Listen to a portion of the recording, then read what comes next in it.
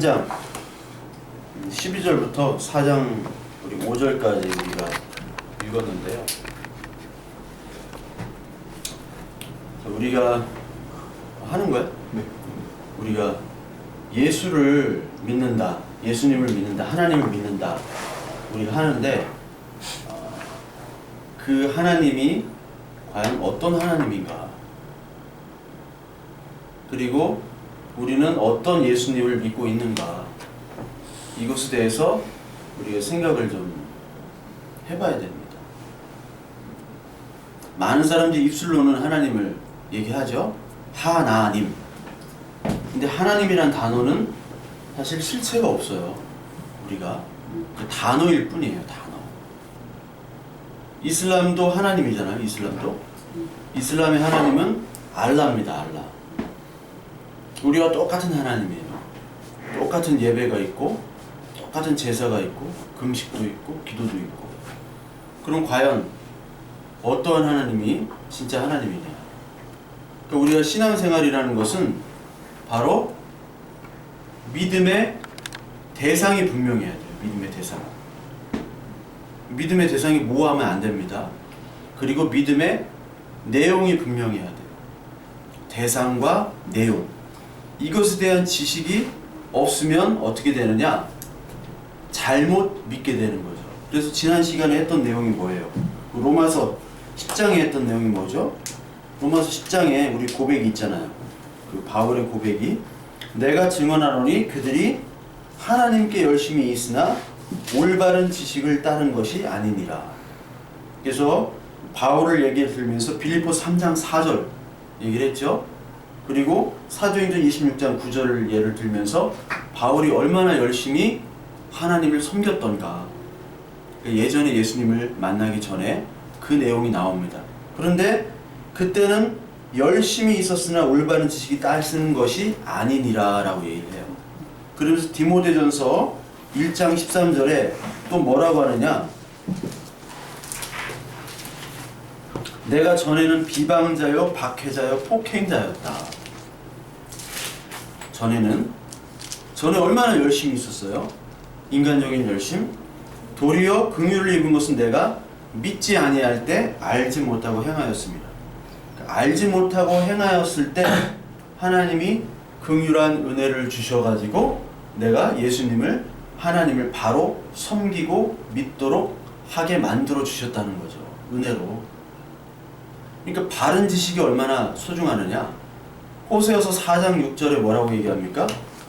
호세아서 4장 6절에 백성이 왜 망했죠?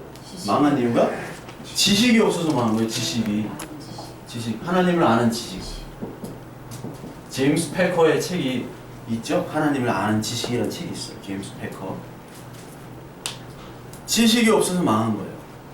그러니까 바른 지식이라는 것은 하나님에 대한 바른 지식과 그 신앙의 내용에 대한 바른 지식이 있어야 되는 거예요. 근데 많은 교회들 한번 보십시오. 하나님에 대한 바른 지식과 그 신앙의 내용에 대한 것들을 열심히는 공부를 해요. 얼마나 열심히 공부합니까? 그렇죠. 성경 공부만 다 있죠. 없는 데가 없어요. 그렇게 열심히 해요.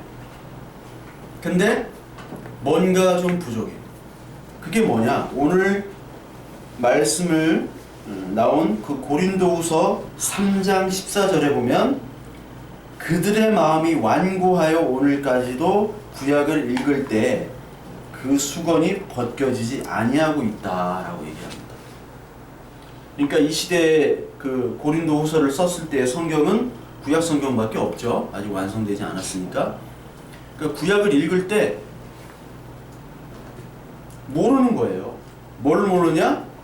예수 그리스도를 구약을 통해서 발견을 해야 되는데 예수 그리스도를 발견을 못하는 거예요. 그러니까 직접 예수 그리스도가 실체로 오시니까 어떻게 됩니까? 예수 그리스도를 죽이게 되는 것이죠. 그러니까 옛날에 바울이랑 똑같아요. 바울이 옛날에 하나님의 열심으로가 아닌 인간의 열심으로 열심을 했던 것이 핍박하고 방해하고 예수님을 대적하는 행위였다라는 것인데, 구약에 머물러 있는 사람들이 그렇게 하고 있다는, 구약을 열심히 읽는데도 구약에 나타난 그 하나님을 모르는 거예요. 예수 그리스도를. 누가복음 24장을 우리 한번 볼까요? 24장 44절. 누가복음 24장 44절을 우리 그래서 어떤 분이 한번 읽어주세요. 또 이르시되 내가 너희와 함께 있을 때에 너희에게 말한다. 곧 모세의 율법과 선지자의 글과 시편의 나를 가리켜 기록된 모든 것이 이루어져야 하리라 한 말이 이것이라 하시고. 네. 그 누가 말씀한 거예요? 예수님이 직접 얘기하신 거죠? 네. 예수님이 뭐라고 얘기했어요? 시편, 율법, 선지서 이런 것들은 다 구약 성경을 얘기합니다. 구약 성경이 누구를 가리킨다고요? 예수님을 가리킨다고요. 예수님 구약이. 이게 내가 한 얘기가 아니라 예수님이 직접 하신 거예요. 나를 가리키는데 그거를 읽고 매일마다 연구하는 바리새인 서기관들은 몰랐다는 거예요. 그러니까 우리가 열심히 하나님이라고 예배하고 섬기는데도 하나님이 아닌 것을 섬길 수 있다는 거죠. 그러니까 하나님에 대한 믿음이 뭐냐? 아, 저 사람 믿음이 있다 없다는 거는 헌금을 많이 하고 기도를 많이 하고 방언을 하고 뭐 적용을 잘하고 기도응답을 잘 받고 그런 것들이 아니라 하나님의 지식이 과연 확실히 바로 서 있느냐, 그리고 그 내용들을 바로 알고 있느냐. 신앙의 대상과 내용이 중요한 거예요. 이 두 가지.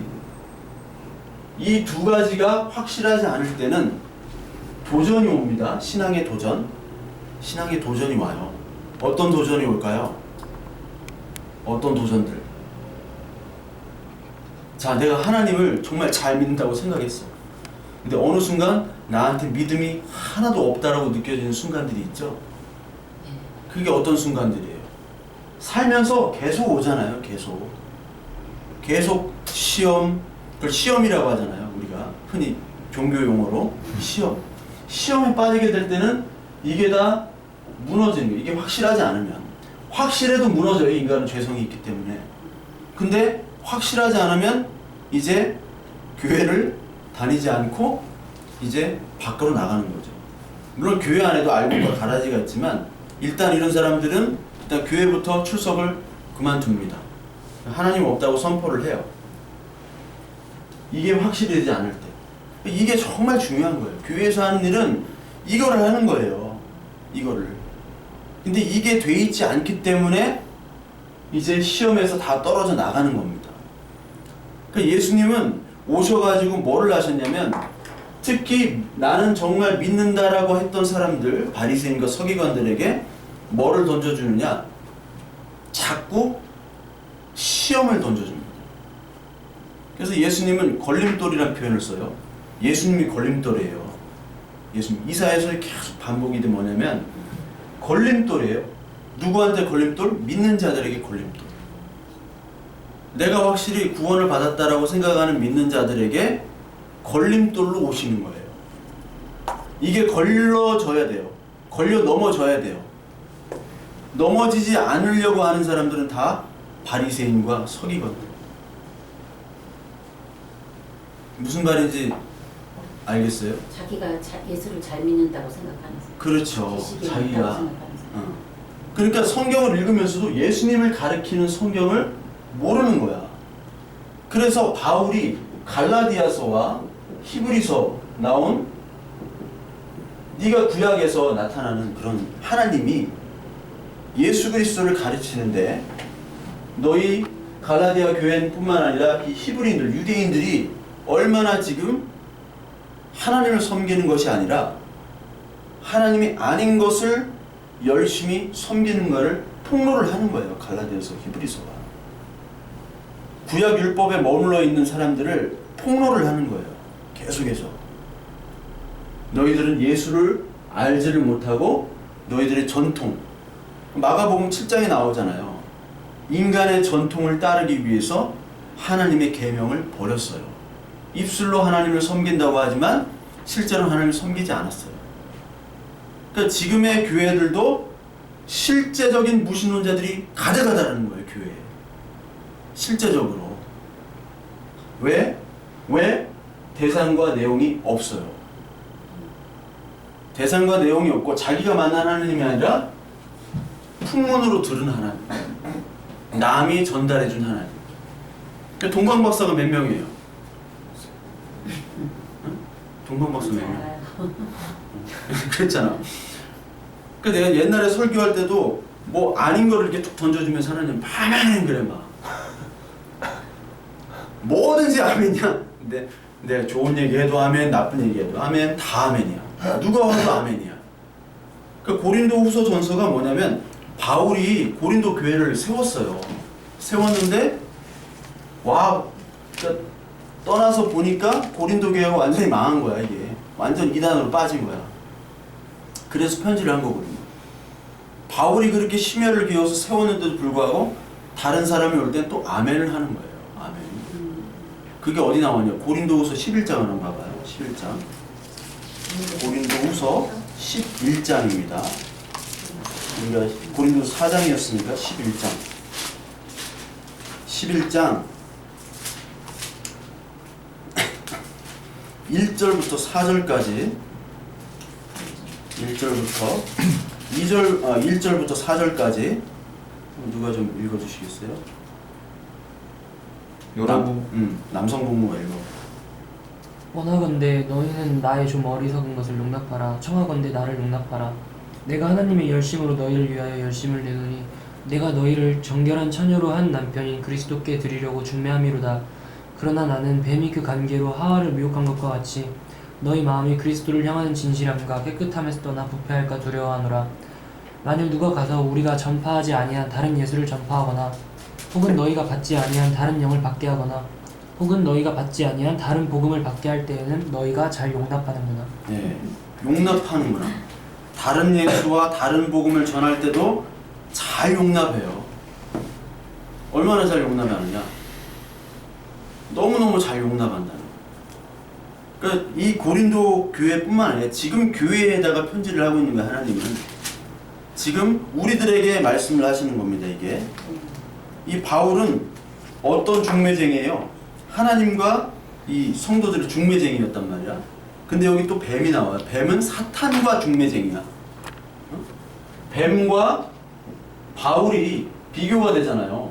서로 중매쟁이인데 바울은 하나님의 중매쟁이고 뱀은 사탄의 중매쟁이잖아요.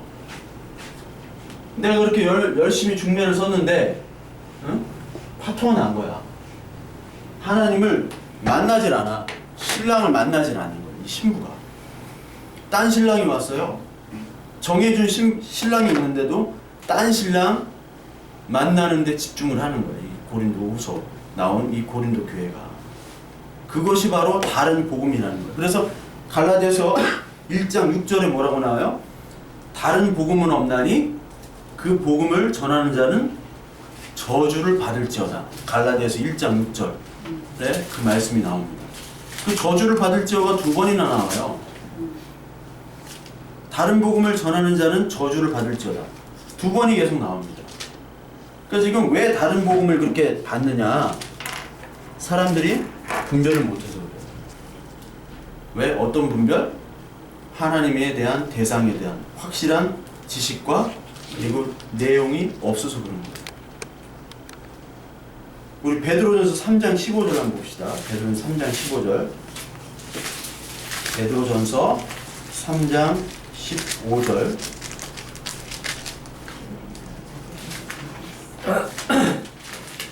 이 베드로전서 3장 15절이 제가 처음 설교를 했던 본문인데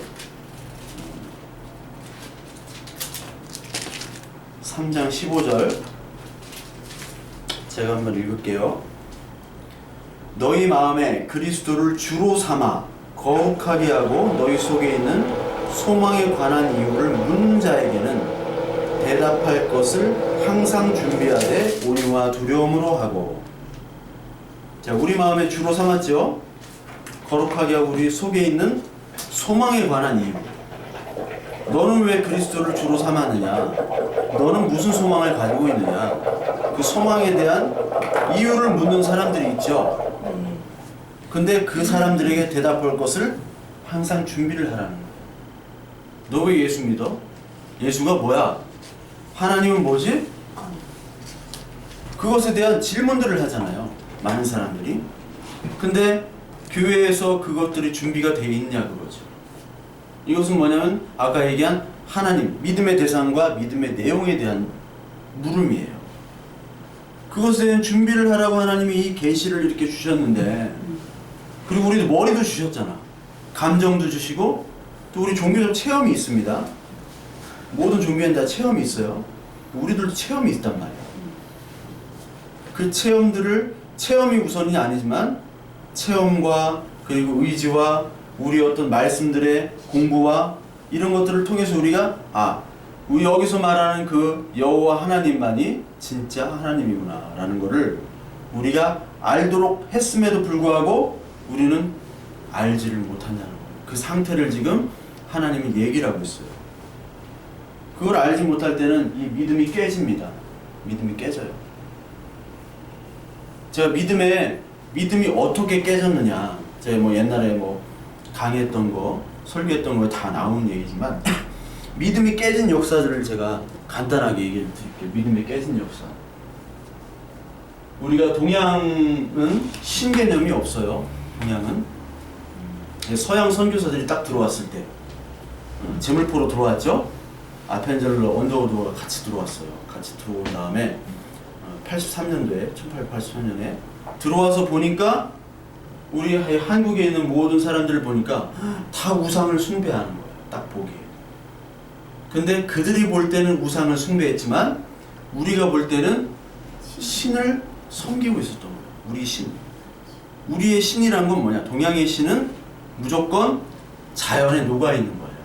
인간에 녹아있는 거예요. 동양에. 그러니까 제사를 드리는 것, 효도하는 것도 그게 신 개념입니다. 동양은. 근데 그 모든 것들이 우상 숭배로 그들은 받아들여진 거죠.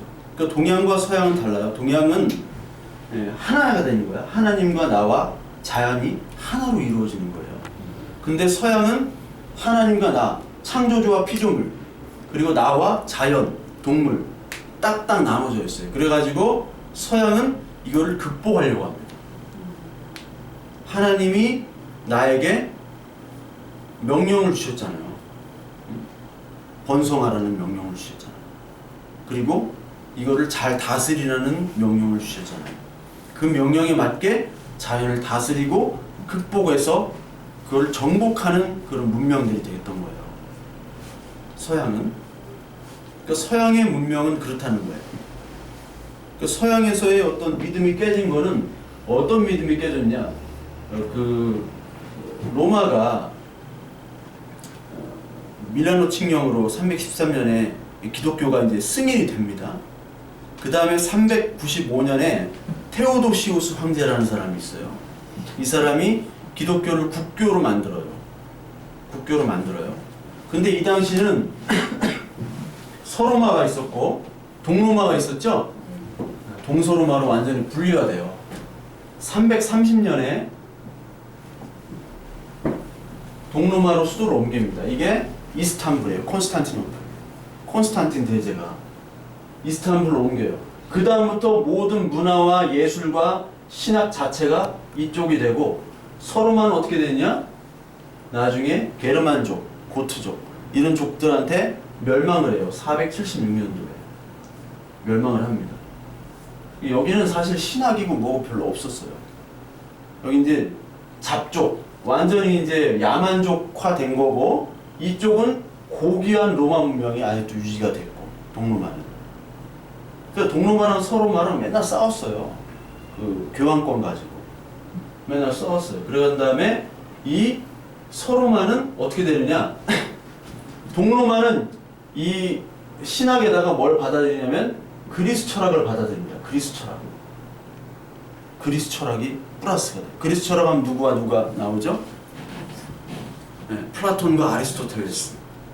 제 영상에 플라톤과 아리스토텔레스 균유는 많이 봤잖아. 많이 들었잖아. 근데 기억이 안 나지. 불교도 얘기인데 하나도 너무 어렵다고 그랬잖아. 그리스 철학이 여기 남아 있는 거예요. 여기는 아예 없어졌어요. 이제 철학이라는 것 자체가 이제 없어졌어요. 그러니까 이쪽은 어떻게 되느냐? 원래 신학이 이성적인 어떤 도구로도 쓰여야 돼요. 이성적인 도구에 의해서 신학이, 왜냐면 이 신학 교리라는 거는 헬라 그리스 문명의 철학의 논리적인 틀에다가 그 성경을 맞췄어요. 사실은 그게 문명의 흐름이에요. 근데 여기는 이제 포기가 되어버렸어요. 그러니까 여기서는 사실 큰 신학자들이 별로 없었어요. 근데 큰 신학자가 한 명이 나오죠. 두 명이 나옵니다. 여기에 아우구스티누스라는, 어거스틴이라는 사람, 제롬이라는 사람, 이 두 명 빼고는. 근데 아우구스티누스는 유일하게 모든 신학자 중에 헬라어를 못했어. 라틴말밖에 못 썼어요. 헬라어를 몰라요. 근데 대철학자죠. 대신학자죠. 여기는 엄청난 사람들이 나와요. 근데 사람들이 몰라. 왜? 그리스 철학과 헬라어와 모든 언어에 능통했어요. 그러니까 모든 종교 회의를 할 때는 다 이쪽에 힘이 센 거야. 훨씬 세요. 그러다가 이제 그리스 철학이 이제 발전하다가 여기 철학을 포기했잖아요. 그러니까 무조건 하나님, 무조건 예수님이면 끝이야. 그러니까 교회에서도 이거는 궁금한데요. 야, 따지지 마. 그런 쪽이에요. 그냥 믿어. 이쪽이에요. 이쪽. 그냥 믿어. 터툴리안이라는 사람은 아테네와 예루살렘이 무슨 상관이 있느냐. 아테네는 철학이죠. 예루살렘은 신학이죠. 그냥 믿지 뭘 그렇게 따지냐 그 얘기야. 우리 목사님들한테 물어보면 이거 뭐예요? 그럼 야 그냥 믿어. 믿음이 없어 그럼 막 이렇게 하잖아. 몰라서 그런 거예요.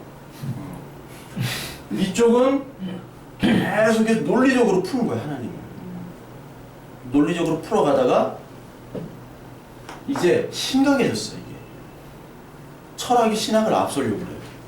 그래서 플라톤이 세운 플라톤 아카데미라는 게 있습니다. 이게 유지가 되는데, 플라톤 아카데미를 유스티니아누스 황제라고, 지금 이스탄불에 가면은 저기가 있어요. 뭐죠? 아야 소피아라고, 소피아 대성당. 그걸 모스크로 만들었잖아요. 소피아 대성당 있고 맞은편에 블루 모스크라고 딱 있어요. 모스크, 두 개의 모스크로 만드는 원래 성당이야. 아야 소피아 몰라요? 되게 유명한데. 예, 수사님은 아시네. 그걸 만들었던 유스티니아누스 동로마의 가장 큰 황제인데 이 플라톤 아카데미를 폐쇄를 해요. 우리도 철학을 없애자. 철학이 이제 너무 한다. 그래서 중세시대, 여기 이제 동로마는 1453년에 망하고, 여기는 이제 프랑크 왕국이 이제 세워져가지고 800년부터 이제 하는데, 이슬람이 이 포기한 것들을 이슬람이 받아들입니다. 이슬람이 이 그리스 철학을 받아들여요. 여기는 다 포기했어 이제. 그래서 아리스토텔레스와 그리고 플라톤의 책들이 이슬람 번역자들에 의해서 다 번역이 돼요. 다 번역. 여기는 이제 없어 그리스 철학이. 언제 나오느냐? 이제 13세기 이후에 나오고, 르네상스 시대 때 르네상스가 뭐예요? 부활이잖아. 뭐의 부활? 그리스와 로마 문화의 부활이에요. 문학과 문화. 여기에 이슬람이 받아들인 다음에 이제 이슬람이 어디를 쳐고 들어가요? 스페인을 쳐고 들어가잖아요. 스페인 남부는 다 이슬람입니다. 이슬람. 코르도바, 안달루시아 지방이에요. 밑에 지방이. 코르도바, 세비야, 그라나다, 그리고 말라가 이런 쪽. 그쪽. 코르도바가 이 이슬람 문명의 중심이 돼요. 코르도바가. 그런 다음에 1492년도에 균이는 다 했지 이거. 몰라? 기억나지? 조금요. 네. 1492년도가 콜럼부스가 해양을 하잖아. 이때 이슬람 세력을 스페인에서 다 몰아내는 해요. 1492년도에. 700년 동안 스페인 남부를 지배했어요. 이슬람이. 여기 이제 신학만 있고 철학은 없어요. 근데 이때 어떻게 되느냐? 십자군 전쟁이라는 게 터지죠. 그 다음에 십자군 이슬람을 만남을 통해서 아리스토텔레스와 플라톤이 들어와요. 그래서 중세시대 때 안셀름이란 학자도 있었지만 누구냐면은 윌리엄 오캄이라는 사람이 나와요. 윌리엄 오캄. 오캄이 이제 하나님을 부정하는 얘기를 합니다. 윌리엄 오캄이 뭐라고 했냐면 유명론이라고 하는데 하나님은 이름만 있는 거다. 이름만. 실제 존재하는 게 아니다. 그냥 이름만 있는 거다. 거기에 이제 안셀름이 또 아니다. 실제 존재한다. 실제 존재하는 거 둘이 이렇게 붙어요. 거기서 뭐가 왜 그런 생각을 갖게 되면 이 철학이 들어와서 철학이. 그래서 여러분들이 그 영화 중에 장미의 이름이라는 영화가 있어요. 책인데 원래 움베르토 에코라는 사람 장미의 이름. 쇼 코넬리랑 크리스천 슬레이터가 주인공으로 나오는데 이게 어떤 내용이냐? 중세 수도원에 의문의 살인 사건이 계속 일어나요. 근데 수도원에 왜 그렇게 살인 사건이 일어나느냐? 많은 사람들이 하나님의 신학보다는 아리스토텔레스의 신학, 아리스토텔레스 책들에 빠져 있었어요. 수도사들이. 그래서 도서관에서 그걸 막 읽는 거야. 수도원장이 보다 못해가지고 거기다 옛날에 침을 발라가지고 이렇게 넘겼잖아요. 그 책에다가 다 페이지마다 독을 발라놔. 독 중독에 걸려가지고 하나씩 죽는 거예요. 그거 읽는 사람마다. 그러니까 그때 아리스토텔레스가 신학을 뒤에 엎어버렸어요. 왜? 하나님으로 모든 것을 설명할 수 있었다고 하나님만으로 모든 것을 다 설명할 수 있다고 하는 사람들의 인식을 아리스토텔레스 다 깼어요. 철학으로 다 설명이 가능한 거야. 철학으로 다 설명이 가능한 거야. 창조부터 그리고 우주 물질 근원부터 그리고 윤리 다 얘기했잖아. 논리, 윤리, 생물학자잖아요. 아리스토텔레스가. 그러니까 그때부터 철학이 너무나 가다 보니까 신학이 위협을 받는 거예요. 우리도 마찬가지죠. 어떤 공부를 해. 지금까지 하나님이 최고인 줄 알았어. 공부를 하다 보니까 이거 하나님이 있나 없나? 나중에 또 전문 교육을 받다 보니까 하나님 없어. 이걸 종교학자들은 어떻게 얘기하냐면 어렸을 때는 아빠가 최고야. 아빠가 최고 힘센 사람이야. 최고 덩치도 커. 자라나면서 아빠를 무시하게 되죠. 하나님을 무시하는 거예요. 이렇게. 그거 똑같이 설명을 합니다.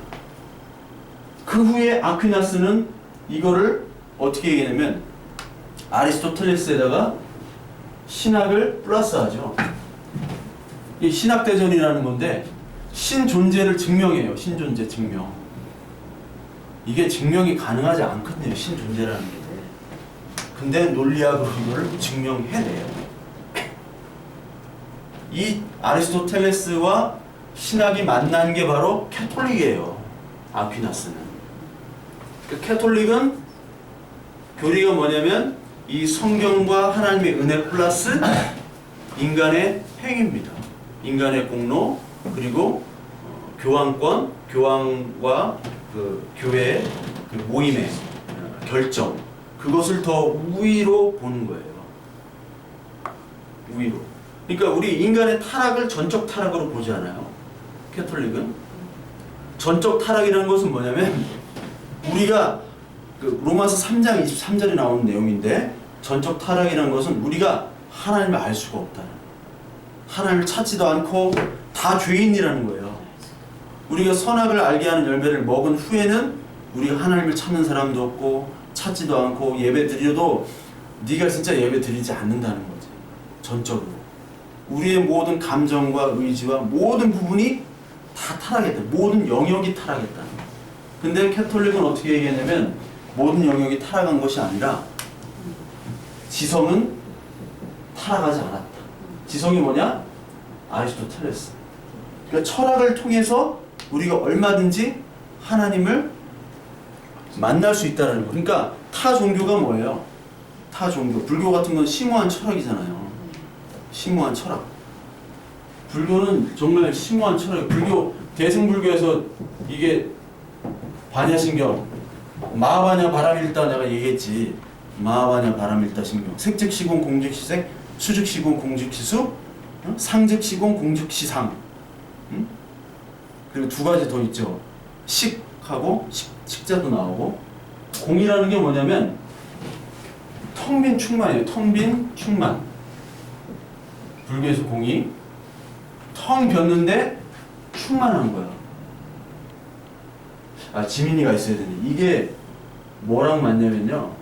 이걸 하나님이라고 하거든요. 이걸 더 깊이 들어가야 되는데 여기 진도가 안 나가니까 이게 현대 과학이랑 똑같이 떨어져요. 현대 과학.